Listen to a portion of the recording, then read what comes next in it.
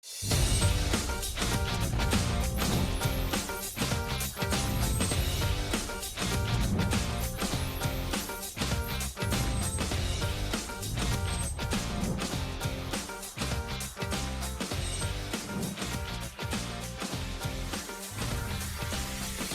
behalf of Crosscheck Media and BizTalk Today TV, welcome everyone to Hatfield Economics. I am your host, Todd Schoenberger.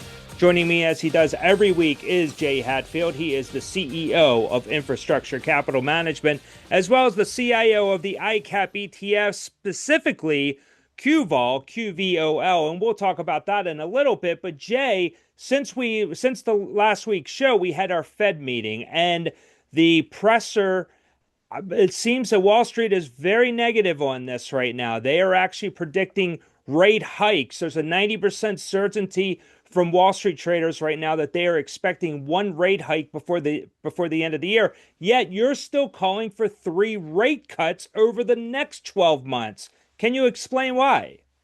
Yes, we're normally pretty non-consensus. This may be the most non-consensus we've ever been. And the main reason that we're non-consensus is that we do this thing that the Federal Reserve Board doesn't do. It's called forecasting. And that's where you take current data and then extrapolate it going forward. And the two key and only predictors of inflation are excessive money supply growth. Right now, it's negative about 5% year over year. So that's deflationary, and oil prices. So, of course, when the war started, we were very bearish about inflation, which, of course, unfolded, it bleeds into core. So that was obvious. But now, I mean, I guess you could give the Fed a little bit of a break, although they don't deserve it, that maybe they didn't get time to update their forecasts. But oil prices are down 25% and continuing to drop, which is our call. And we think it could go to 60 before they go to 80. That's going to mean for at least the next 2 months, we're going to have negative headline and very low core inflation. And then that's going to give us enough time for the shelter component to roll down, because it will eventually reflect, I hope at least, market rents, and for tariffs to continue to roll off. And for just, we don't have any inflation because money supply is shrinking, so we have deflation. So all this reality will show up. So this notion of 2 rate hikes, ridiculous. And what Warsh has really done, and this is where the non-consensus part comes, he had to placate the 9 hawks on the board. So he came out hawkish, so he had credibility, not just with the public, but with them. And now, though, he's put these study groups together, which is going to build the intellectual case for the rate cuts, which Are using real-time data instead of delayed data like shelter, forecasting instead of using, being data dependent. Data dependent is doubly bad because by definition, it's somewhat delayed data, right? If you just wait for the employment report or inflation. But then even worse, because of the bureaucrats who prepare the data, that's even delayed like 6 months to a year. So you're really operating a year behind when monetary policy should be, you need to forecast because it has a delayed impact. So right. The president calling the Fed chair, past Fed chair, too late was just a function of them not forecasting and using delayed data. So if he fixes those 2 things, and then last point, this left of the decimal comment, I don't think anybody really got that. But what he's saying is 2% inflation is no different than 2.3 and 2.4. I don't know about 2.9, but we don't have to get exactly to 2. And that's what the Fed did in the mid-2000s, and that precipitated the great financial crisis. So he's loosened up the 2% target without changing it, which is pretty smart. So those are all bullish things. And I think everybody misinterpreted that. And also, I'd say Fed funds is a very thin market. So it's usually wrong, too. It's almost as bad as the dot plot. So I wouldn't be too concerned about this 2 rate increases priced in. They're normally incorrect. Okay. So historically speaking, can you has the Fed ever been in a position to forecast? Greenspan made great forecasts. He was a PhD, but he was also a consultant to businesses. So he used real-time data and he understood markets. But then once Greenspan left, he unfortunately, a reporter reminded me of this today, helped institute the 2% target, and then they just became robots and they were too nervous to forecast, or also they use Keynesian models, which Right. don't work for forecasting. So they basically gave up on that after the transitory call. So hopefully they rehabilitate their forecast models to hopefully incorporate oil and money supply. There's never been any inflation that didn't have one or both of those factors. So, speaking of oil, though, that can't be the one and only metric that would change policymakers' minds, though, right? There has to be another data point or many data points. I mean, what will the question is what is the data point other than oil that it's going to get the Fed to finally say, you know what, I think we do need rate cuts? Well, PCE core going towards two, which is what our forecast is. Okay. So So, you're banking on the fact that because the war is over, Strait of Hormuz is over open, oil's dropping, that's just that gravity is just going to bring everything else down, is what and you're it's critical. This is what they didn't understand during the 70s and why a lot of mythology came out of the 70s. Oil does bleed through to core.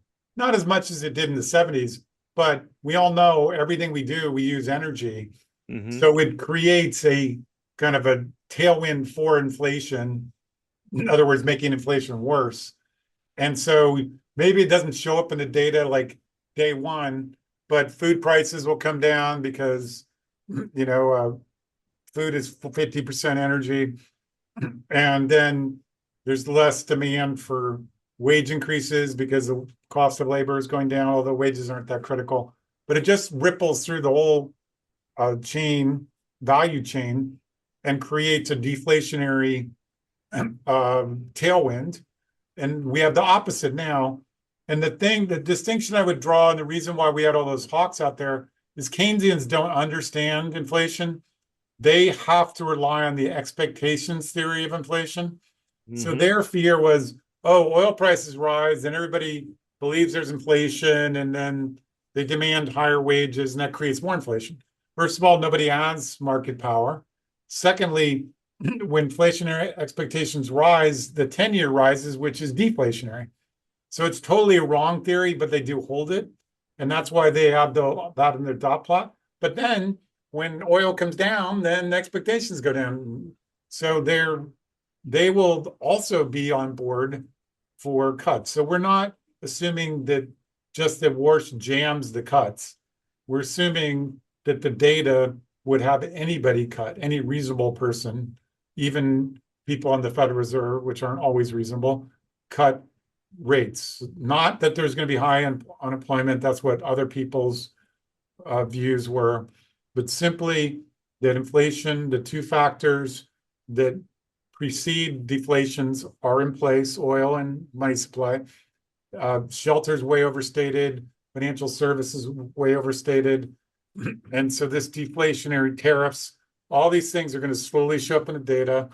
And we're trying to be conservative. We said that we'd have three cuts this year, but because of the war, we pushed that back to the next 12 months. We did not Right. anticipate the war.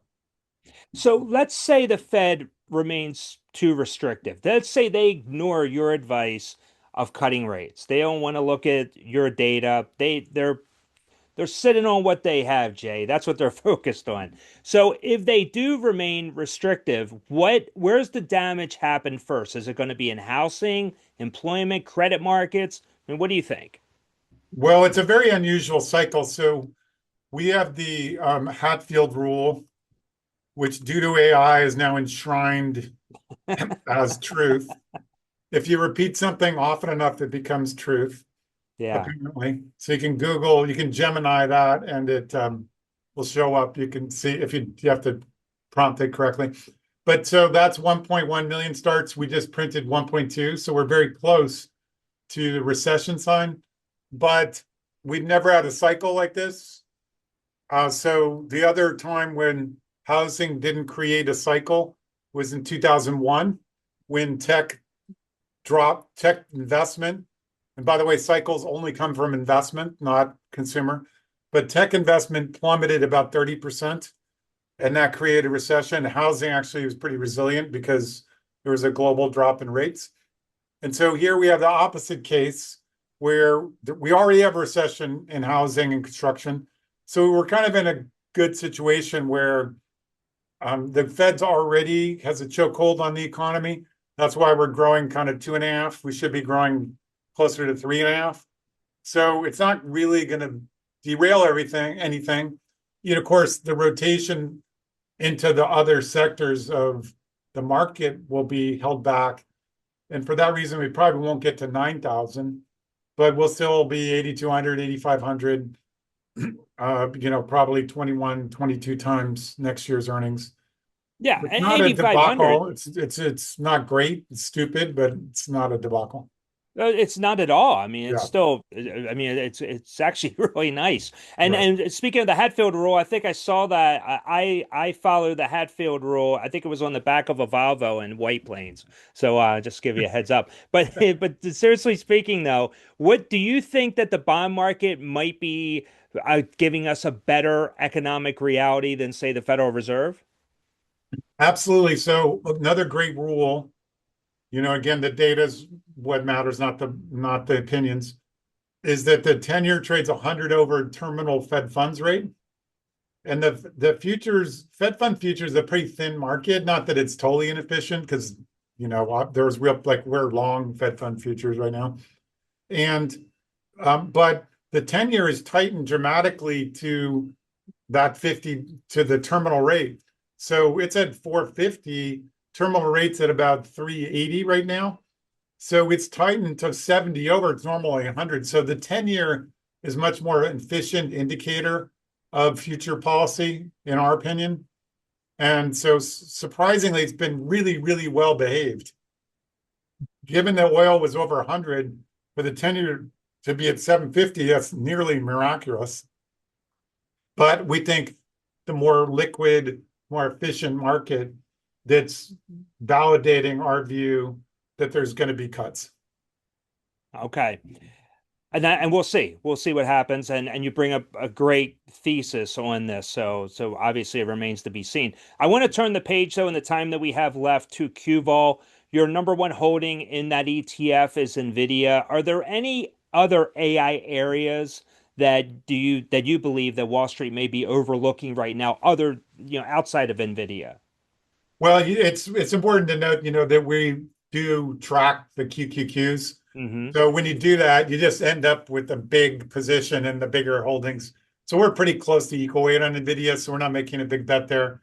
We were really overweight Marvell. We've trimmed that back to market weight.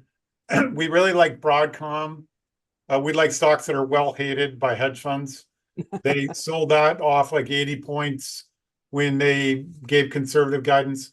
Reminds me, no guarantees, of course, but it reminds me of Marvell. They sold that down to 60 because they gave conservative advice. Now, I don't think Jensen Huang's going to endorse Broadcom and it's going to go up 300%. But we have a 600 targets trading around 400. Great software business, great chip business, 20 times earnings.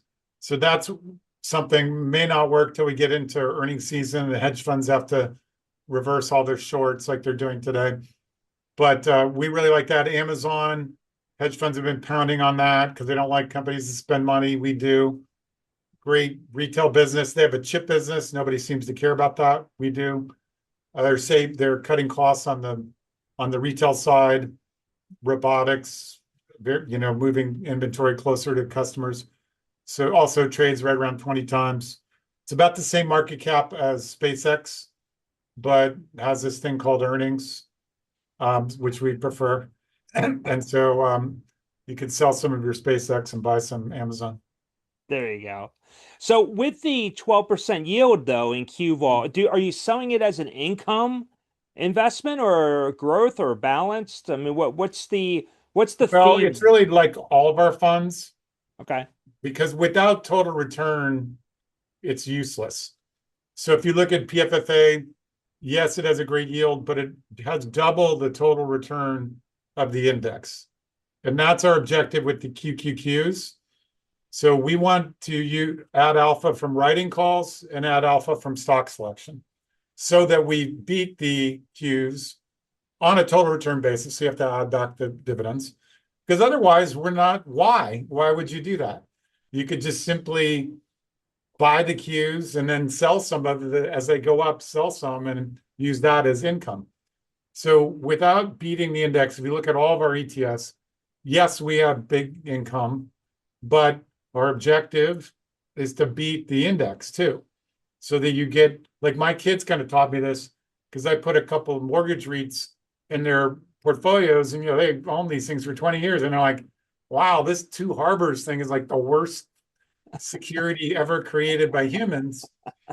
And, if you adjusted for all the dividends is okay, but Yeah. nobody wants that. You want appreciation and income.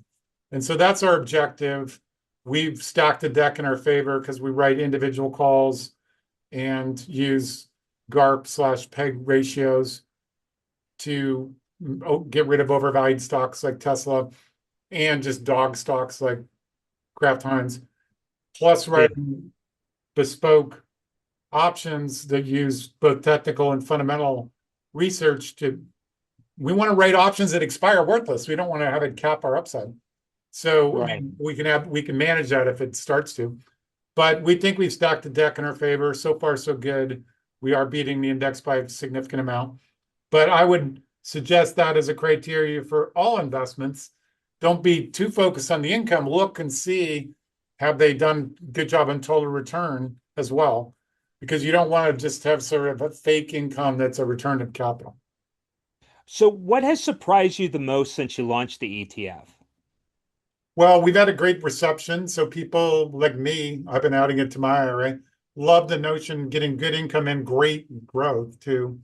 And then this dogs of the DAC, like I will literally think nobody knew this. Like they didn't know they were getting Kraft Heinz. They didn't know they're getting Comcast. Like if you're trying to invest in the future, I don't think cable is the answer. Like most young people don't have cable. That's So right. it's not a secret, like you can look it up, but it seems like it's like a unspoken secret that nobody's figured out. So really easy way to add value to give people what they really want when they buy the Qs. They want great growth stocks. They don't have to be all tech, but they don't need to be like a merger arbitrage opportunity like Warner Brothers Discovery. Like I don't think that's what people want. So easy way to add value by delivering what people are looking for, which is growth, great growth without overpaying. Like we're not going to add SpaceX if it gets added in NASDAQ because it doesn't have any earnings and there's merger with Tesla company coming and a lockup. Maybe afterwards we'll think about it, but you want somebody driving the bus deciding whether you should put in money losing, potentially way overvalued stocks like SpaceX, so that you have good total returns in the long run. Jay, I want to get your thoughts real quick on that SpaceX bond deal. Do you think it's an overreaction? It seems that it just took a life of its own, being negative for everyone, and now they're actually they're restructuring a bridge loan. But of course, why would they need a loan at all? What do you think?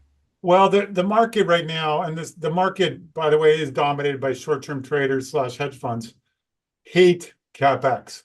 Hmm. They're very short term. And in the short term, maybe they're right. Like, okay, you can't buy back shares. So that's not good. And, there's other businesses that are free cash flow. But we like companies that have great investment opportunities with locked up. You don't necessarily love Meta because they can spend money and it doesn't produce revenue. But when Amazon spends money or Oracle, have long-term contracts from investment grade credits. They are going to get a good return. And if there's any terminal value to their infrastructure, which they're almost think about it, it almost certainly will be value. It's very hard to locate them now. That's good for the owners of it. It's hard to find the power. Okay, maybe the chips need to get changed out. There's going to be significant terminal value in those compute power. So we think it's way overdone, but it is the theme of the moment. If you're raising capital, you're a pariah. And there was an overreaction. It's popping back today. But that's anybody who needs to raise capital, hedge funds, they collude, by the way, and they all agree that that's terrible and you should short them until they report earnings, and then we might have a short covering rally. Right, right. Turning the page here, it's a rapid fire question. Biggest upside from here, what do you think? AI or energy? AI, I think energy, like our AMZA fund, that's more like a bond. We Okay. think oil prices are going to 60. That's fine for pipelines, but they're not going to like probably crush it from here. So we're energy bears because we're super negative. We think that oil could hit 60 soon. Okay. And the biggest risk to markets today, I mean, is it the Fed? I think so, because that would mean we wouldn't get to our 9,000 target. With the Mhm. Fed giving us some tailwind, they don't have to actually cut rates. They just have to start talking dovish, get rid of the 50 basis points of increases, maybe a couple cuts, then the 10-year will head towards 4. But if worse can't herd the cats to a more rational policy. But again, we're not really relying on worse. We're relying on our forecasts, which use quite simple models. Like you can go do it yourself. Just go take CPI and plug in. It may happen not this month, but the following month, gasoline prices down 20%. Hmm. And diesel down 15. You can see what will happen. It's going to be negative. So, and Yeah. then food prices probably coming down too. So you don't have to have like a supercomputer to forecast CPI, and it's just extremely likely to drop, and then that bull case will happen. But the Fed has proven, at least the Powell Fed has proven to be surprisingly incompetent. I'm hopeful, particularly with this left of the decimal interpretation, that we finally have more of a Greenspan style Fed chair and not a robot who doesn't understand economics. Absolutely. And if the 10-year does go to 4%, that would be a Gatsby moment beyond. I mean, that would be amazing. So we'll have to see. Hopefully we get there. That'd be great. Well, and one thing that is also great about having these kind of conversations versus political conversations, you're right or you're wrong. Yeah. I told a bunch of reporters 2 weeks ago who said, "Oh yeah, we're never going to open this. Even if this rate opens, oil won't flow, and oil will stay at 90." And I said, "We're definitely going below 70." And now we're at 73 when the strait's been open for all of like 2 days. So at least there's feedback. We don't just sit there, no, Trump's great, no, he's terrible, he's great. You're like, oh, it's at 70, you were right. And so, we'll see at the end of the year, but historically we've been correct. We do mark to market. If there's a war, then we change our forecast, but the war that we didn't anticipate.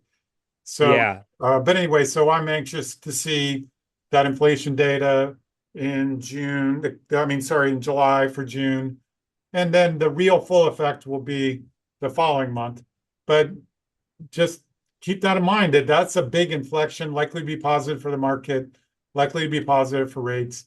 And it's not very controversial. Like I said, you just could do it yourself at home. Yeah, no doubt. And great call on crude going to 70. I know you've also threw out some numbers of as low as 55 and 60, which is remarkable. And it'll be amazing when we get there. But yeah, great call on that one. So kudos to you, Jay. That was great. Thank you. I wasn't declaring victory as much as just saying it's just way better than just disagreeing with your friends of different political, Oh yeah. persuasion. It's Well, just I'm declaring data, it for you. and you're either right or you're wrong. And if you're wrong, you move on and redo your forecast. It's much more rewarding, I think, pursuit than political commentary. That's true. Toby Smith used to always say that you can't make up your own facts. So that's right. So that's right. But but Jay, I want to thank you for joining me today. I know you're very busy, a lot going on today, a lot of moving parts, and I know you got to get going. But this is going to be great. I can't wait to talk to you again next week on Hatfield Economics. Great. Thanks, Todd. Great questions. Thank you. So on behalf of Jay Hatfield, I am Todd Schoenberger. Thank you once again for joining us on Hatfield Economics. We'll catch you next time. Take care.